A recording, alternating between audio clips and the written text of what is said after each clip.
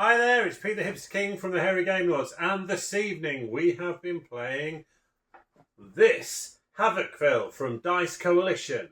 What did we think? Stay tuned to find out.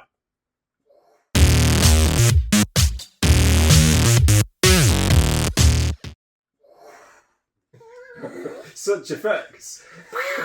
Nothing but the best. So, Havocville is a game in which you are playing as a god and you are basically tinkering with the creation. So you are all gods, different gods, and you will be either on your turn building land, creating people, or you will be moving land and moving people about. So you're either building it, and it's a shared earth that you are building, if you like. So you are adding little square land tiles, and you will be, or you are placing little arrow-headed shaped people out onto who live around that area. And the way you're going to be doing that is by playing from your hand of cards. And in your hand of cards, you're going to have a whole heap of different people. So these are there are people cards. You'll notice that the colours of cards match the colours of specific lands. So you have farms, farmers. You're going to have you have the crowns. You've got sort of the knights of the realm and your valor, and then you've got crafty people as well. So you're going to have these 4 types of people and 4 types of land that you're trying to develop.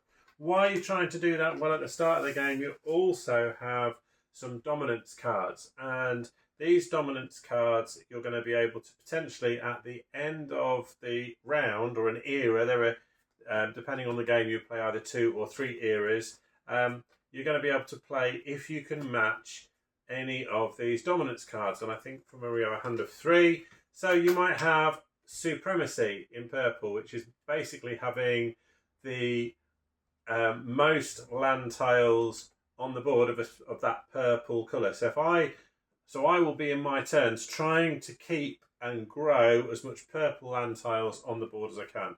You might there are a mixture of land and people based goals. You can get dominance by having loyalty. So this is blue loyalty. So in this, craft has the most matching tiles in its population. So the way the rows work, there is a craft row, a farming row, a crown row, and a valor row. So there is a blue row, but you can move different. You can put craft people into different rows by moving things around. So loyalty is about having the most of the actual colour within its core row. So and there are other ones of these. So you're trying to organise the land and the people towards your own dominance, and that's where you're going to score victory points from at the end of the game. There's also it wouldn't be a game of gods without talking about power, and there are these power tokens that can you use to kind of with the way the turn structure works. You're going to be picking one of 4 actions. You complete that action, and then you go, which is about the creation. And then you're going to move on to the second phase, which is transformation. So you're going to create something, and then you're going to move something around. On the transformation phase, anybody at the table, another god, can try and exert some power on you and take that go from you. And basically at that point, they're going to play a card, you're going to play a card, and as many power tokens as you like, as in a kind of hidden, almost like a bidding auction type thing. And obviously the winner then gets to take that turn. So you can potentially prevent one of the people on one of your gods having a second action, and you can take that action. But they tell you which action they're going to take. So is it one that you want to do that turn, and how much of that power are you willing to give up?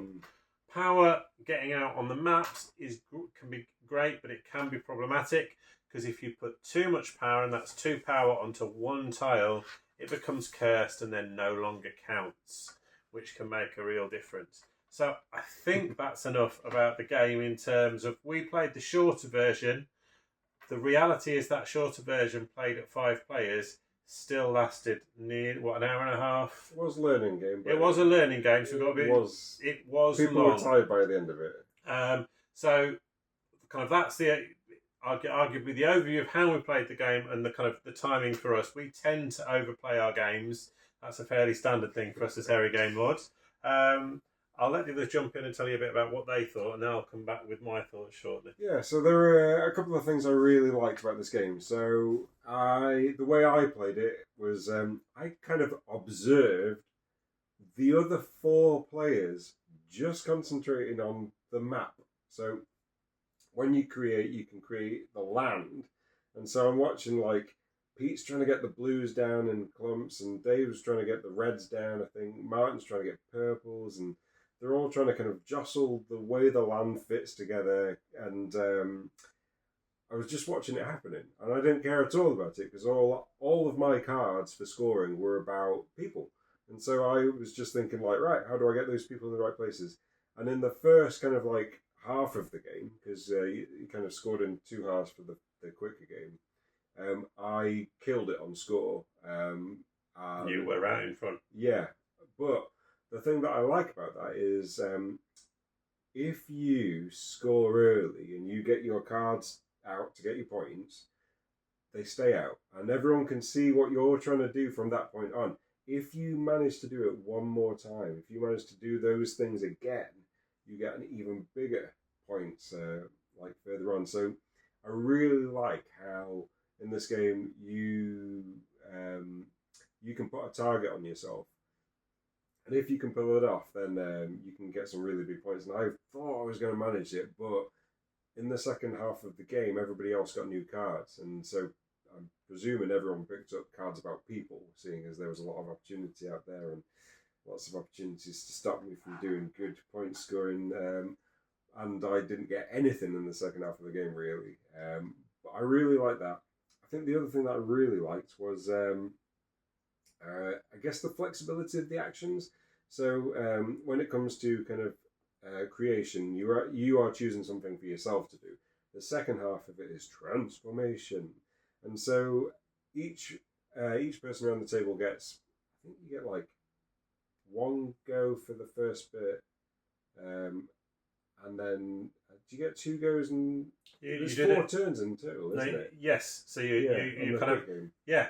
So you're only going to choose 4 things for certain, and then everything else is up for grabs. And so like power is really important because you can piggyback off of people's turns.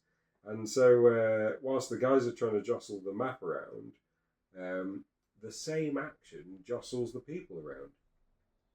So like it's really interesting the way that you, in some ways, you've got 2 kind of arenas of play crossing over in terms of actions and influencing each other. But like, I don't know, I think everyone was blinded by the people in the first part of the game, and then like the second part they stops anything from happening there at all. That was good. I think it was just the dominance cards that came out, to be honest, because Yeah. I know the first half of the game I really struggled because all of my cards were really low value, so I struggled to get Yes. any traction at all in the first half of the game, and the second half Yeah. was much better. It's like, well, Andrew kept on pulling out like 3 power wild cards. Yeah, and I think in the first half, I think I had I've got 1 a card that farmer. was a level 2, and that was it. And obviously the number of, so we didn't mention that when we were talking about the cards, the number of icons on the side of the card is how many of those. So if it was if you were playing a crown card with 3 on, you would be able to pull out 3 crown pieces of land or 3 crown people, and either place them depending on which action you took, or you would place them grouping them together with other crowns, or you'd be able to put them on something that wasn't a crown. But you're doing 3 at a time. If you're only getting out 1 at a time, the power to push that difference is more challenging, and you might have to think about looking at your cards that you've got in terms of dominance and think about, actually, can I work towards something slightly different, or potentially cause problems for other people by putting things in the wrong places. I think one of the things I did quite like was there's 2 types of each card. So there's dominance by having most of something, whether it's people or land, and then there's dominance by having most of something touching in the same place rather than scattered. So I think it was actually yellows at one point that me and Martin were both going for, but Martin wanted them all together, and I just wanted most. So we were both trying to create them, but then I knew what he was trying to do, so I kept trying to separate the yellows while still having loads of them, but I didn't want them to be touching because Martin was going to get points for that.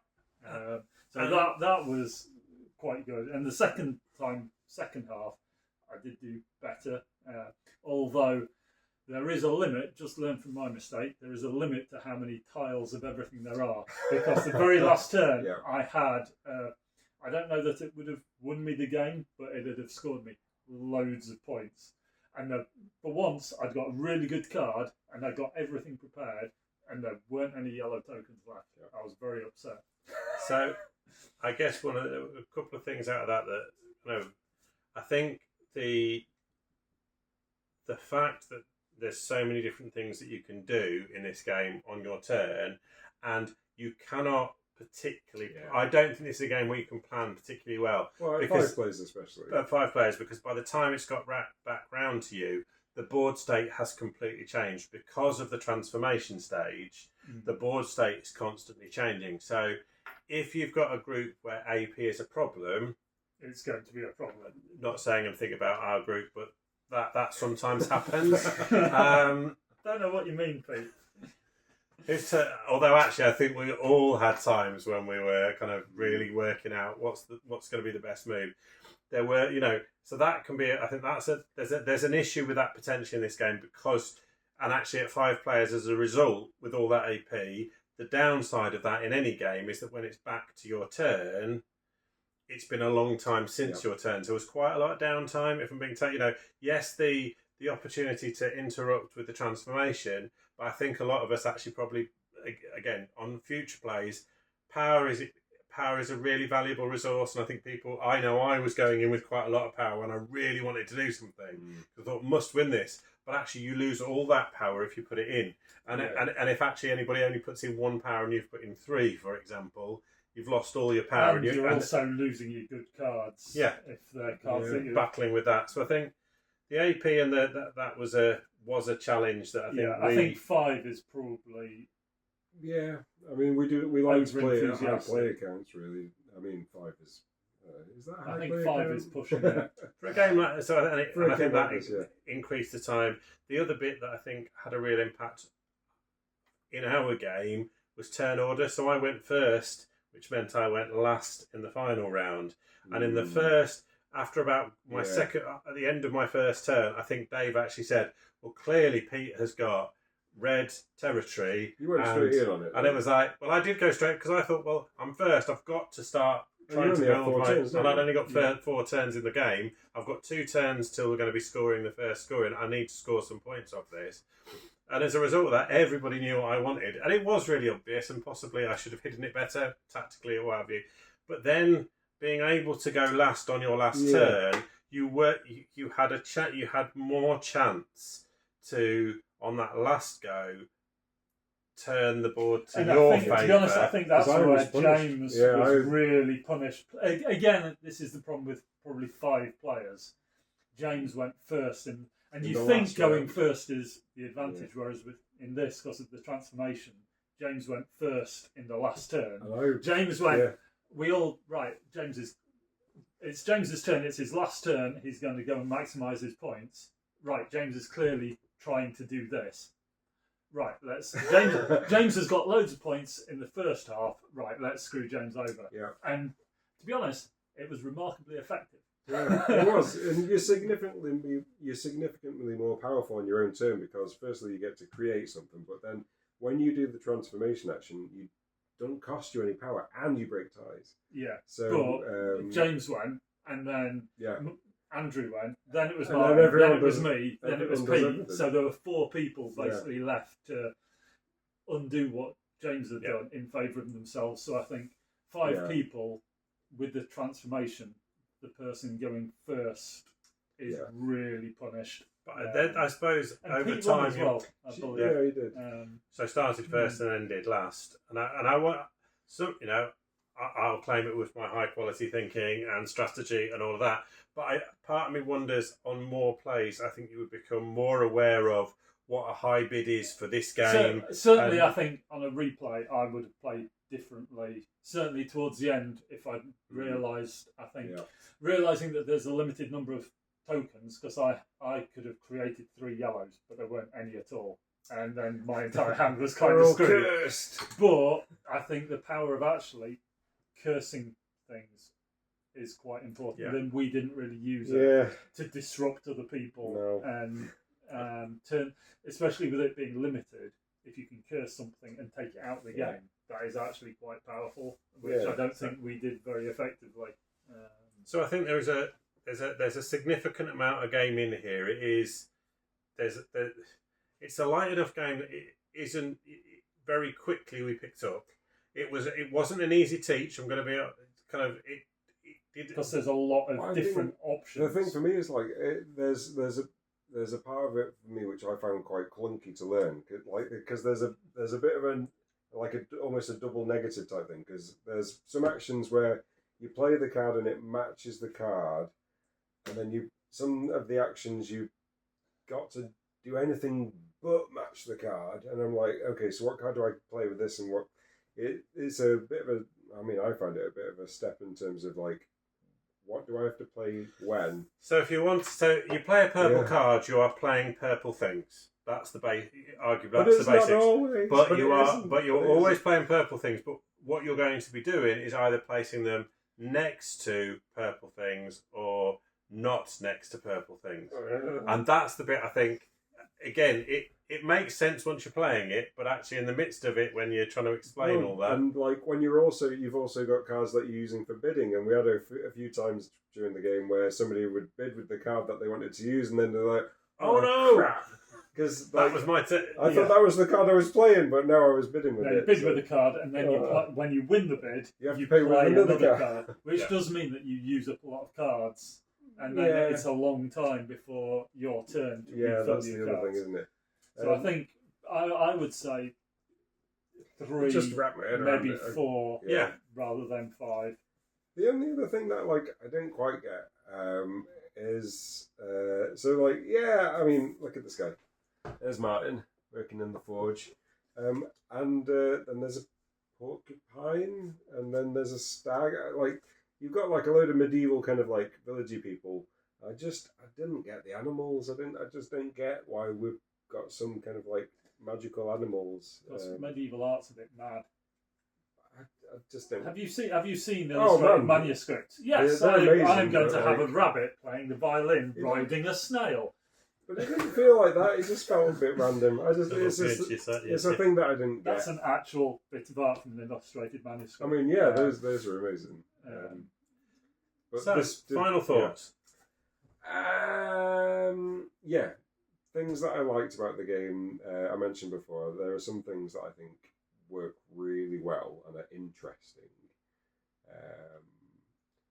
I don't know if I would introduce somebody to board gaming through this game.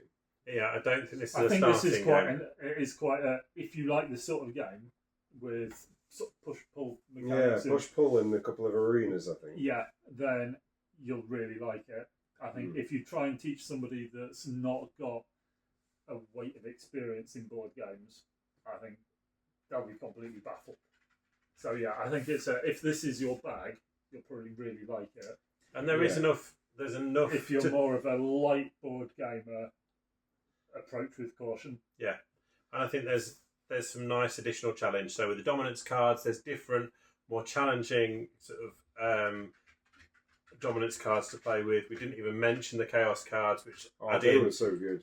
A whole heap of either doing lots of great stuff for yourself or scuppering other people, you can take that instead of doing transformation, and some of those were really powerful, used at the right time. Some of those were really powerful. I would be interested in seeing how over time and as you develop skills in a better understanding of some of the core of this game, how some of those things like the turn order would how that might level out more as the sort of, and you might with new gamers you might put them a better point in the player count if that does have such an effect. I think the 5-player really amplified a lot of that kind of stuff because James didn't have a chance going first. He just But definitely have a look at it.